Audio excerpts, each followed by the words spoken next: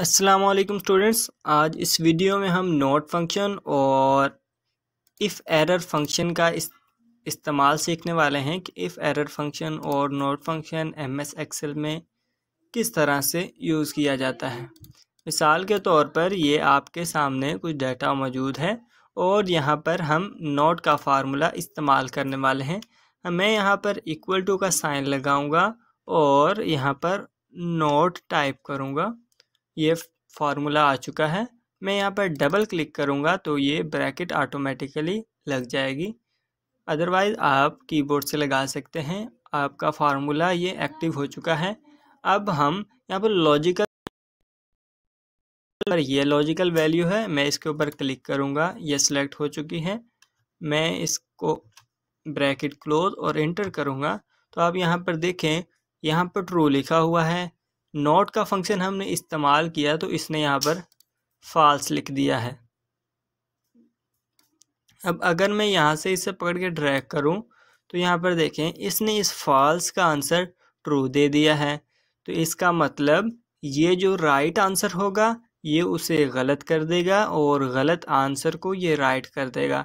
True को false कर दिया और फॉल्स को ट्रू कर दिया। तो इस तरह से नोट का इस्तेमाल किया जाता है। नोट फंक्शन एमएस एक्सेल में इस तरह से यूज़ किया जाता है। उसके बाद हम यहाँ पर इफ़ एरर फंक्शन का इस्तेमाल सीखते हैं। यहाँ पर देखें, कुछ डाटा मैंने टाइप किया हुआ है, text, numbers, true, false, error from formula. मिसाल के तौर पर आप कभी कोई फार्मूला लिखते हैं, उसके अंदर कुछ एरर आ जाता है, या बहुत सारा डाटा है, उसके अंदर आपने इस किस्म के कुछ एरर्स ढूंढने हैं, तो वो आप किस तरह से ढूंढ सकते हैं। यहाँ पर देखें, डाटा मैंने टेक्स्ट लिखा है। अब यहाँ पर हम इफ़ एरर का फंक्शन इस्तेमाल करेंगे, इक्वल टू इफ़ एरर। ये फार्मूला आ चुका है, इसको सेलेक्ट किया और अब फर्स्ट नंबर पर हमने वैल्यू सेलेक्ट करनी है। मैं इस वैल्यू को सेलेक्ट कर लेता हूँ। जिस भी टेक्स्ट में, नंबर्स में किसी किस्म का भी एरर अगर नहीं होगा तो वो उसे एज इट इज़ कॉपी करके वहाँ पर पेस्ट कर देगा। जिसके अंदर एरर होगा, आप जो इसे एरर का बताएंगे कि वहाँ पर क्या लिखा है तो वो यहाँ पर आ जाएगा। मिसाल के तौर पर यहाँ C5 मैंने सेलेक्ट कर लिया है। मैं यहाँ पर कोमा लगाऊंगा और डबल कोटेशन टाइप करूँगा और वैल्यू इफ़ एरर।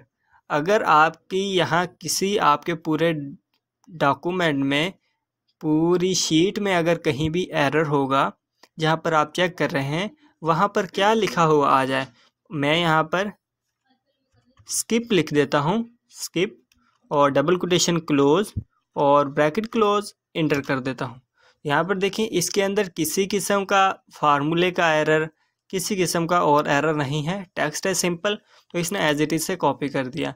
मैं इसे पकड़ के नीचे ड्रैग करता जाऊँगा, ये ड्रैग कर दिया यहाँ तक। यहाँ पर देखें, इसने यहाँ पर 100 true, false, as it is वैसे लिख दिया क्योंकि इसके अंदर किसी किस्म का भी एरर नहीं है। इसके अंदर जो है यहाँ पर एरर है। यहाँ पर देखें तो यहाँ पर ये छोटा सा निशान आ रहा है। इसके अंदर इस तरह का कोई फार्मूला अप्लाई कर रहे हों या कोई काम कर रहे हों, किसी किस्म का एरर आ जाता है तो वो आप इस तरह से ढूंढ सकते हैं। यहाँ पर मैं इसके ऊपर क्लिक करूँ तो यहाँ पर देखें, यहाँ मैंने ये टाइप किया तो इसने यहाँ पर ये किस्म का एरर दे दिया है।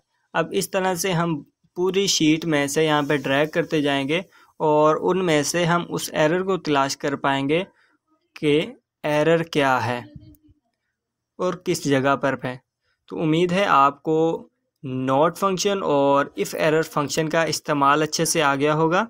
अगर इसके रिलेटेड कोई क्वेश्चन हो तो आप कमेंट बॉक्स में कर सकते हैं, और इसके अलावा चैनल के डिस्क्रिप्शन में इंस्टाग्राम का लिंक मौजूद है, आप वहां पर भी डीएम कर सकते हैं। अगर आपको हमारी यह वीडियो पसंद आई है तो वीडियो को लाइक और चैनल को सब्सक्राइब ज़रूर करें। तो मिलते हैं नेक्स्ट वीडियो में, तब तक के लिए अल्लाह हाफिज़।